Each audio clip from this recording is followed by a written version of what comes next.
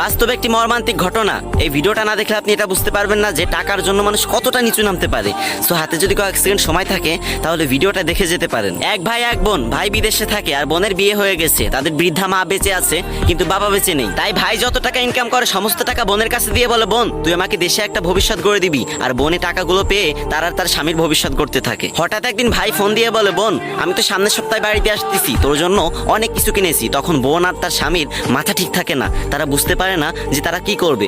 অবশেষে সিদ্ধান্ত নেয় যে এই ভাইকে দুনিয়া থেকে সরিয়ে দিতে হবে। এদিকে ভাই আসবে এই খবর পেয়ে তার বৃদ্ধা মা তার বাড়ি থেকে বোনের বাড়িতে চলে আসে। তখন বোন বলে, মা ভাইয়া তো আজকে আসবে না, ভাইয়া কয়েক সপ্তাহ পরে আসবে।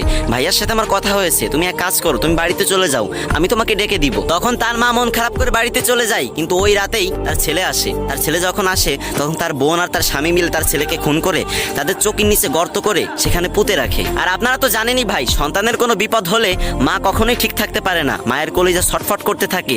ছেলেটাকে ফোনেও পাচ্ছে না, তাই সে তার বোনের বাড়িতে চলে আসে আর বলে, কিরে তোর ভাই আসে নাই? তখন তার মেয়ে বলে, মা আসে নাই, চলে আসবে, তুমি এত চিন্তা করো না। রাতে যখন ঘুমানোর টাইম হয় তখন তার মা নিচে ঘুমায়। তখন তার ছেলে স্বপ্নে এসে বলে, মা গো তুমি আমাকে এত খুঁজতাছো কেন বলো তো?